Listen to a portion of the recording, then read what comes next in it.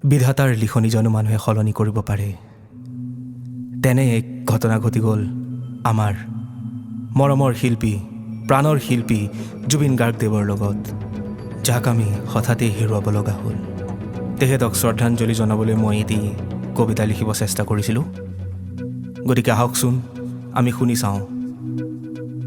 কবিতাৰ শিৰোনাম জোনাকীৰ দেশ। কবি সমুদ্ৰজ্যোতি কাশ্যপ, আবৃত্তিকাৰ সমুদ্ৰজ্যোতি কাশ্যপ। জুবিন দাই কোৱাৰ দৰে স্বাধীনতাৰ বুজ লওঁতেই 100 বছৰ গ'ল।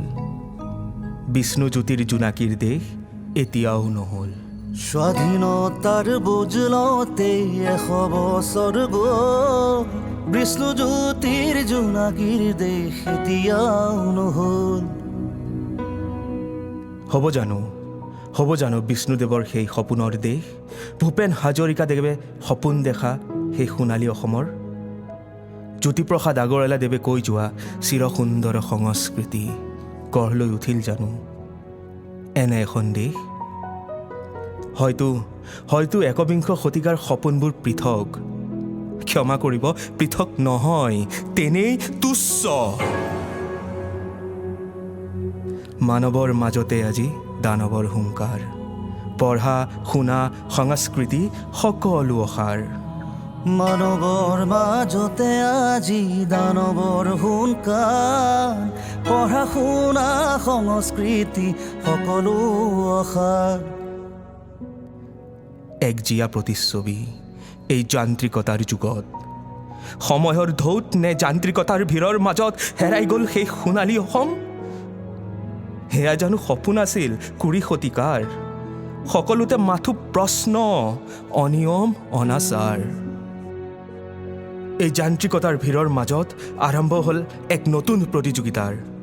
কোনে কেনেকৈ ৰসাতলে নিব আমাৰ মাতৃৰূপী অসম দেশক? য'ত লুকাই আছে ৰক্ষকৰ নামত ভক্ষক। ভিতৰে অন্ধকাৰ কিন্তু পৰিধান কৰি ৰাখে ৰং বিৰঙৰ মুখা। সেই মুখাৰ হাঁহিত ভুল গৈ হৈ পৰে প্ৰজা হাতৰ পুতলা। হত্যা, লুণ্ঠন আৰু অপৰাধৰ মাজেৰেই গঢ় লৈ উঠে এক নতুন দেশৰ মায়াৰ বজাৰ। নামেই যাৰ পৰিচয়, য'ত নিলাম হয় মানৱ জাতিৰ নৈতিকতাৰ, কিনা বেচা হয় মানৱ দেহৰ নাইবা জীৱন মূল্যৰ। এই সকলোবোৰ দেখিও আমি বাকৰুদ্ধ। কিন্তু কিয়? প্ৰাণৰ ভয়ত নে আন কিবা? দেশক ভাল পোৱা যদি আমাৰ শ্বহীদসকলৰ দৰেই যুঁজ দি মৃত্যুক বৰণ কৰা, লিপিবদ্ধ হৈ ৰ'ব তোমালোকৰ নাম। দেশক ভাল পোৱা বুলি নালাগে দেখাব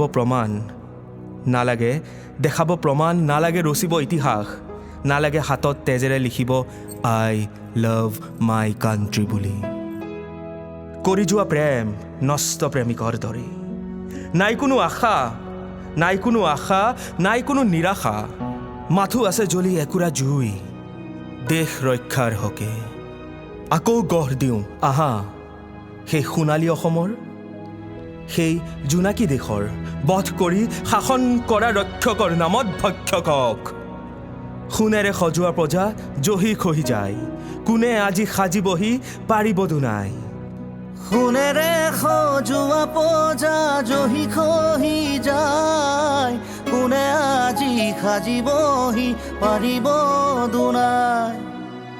গাবলৈও কোনো নাই, সোণালী দেশৰ অস্তিত্বও নাই, মাথো ৰৈ গ'ল যান্ত্ৰিকতাৰ মায়াৰ বজাৰ।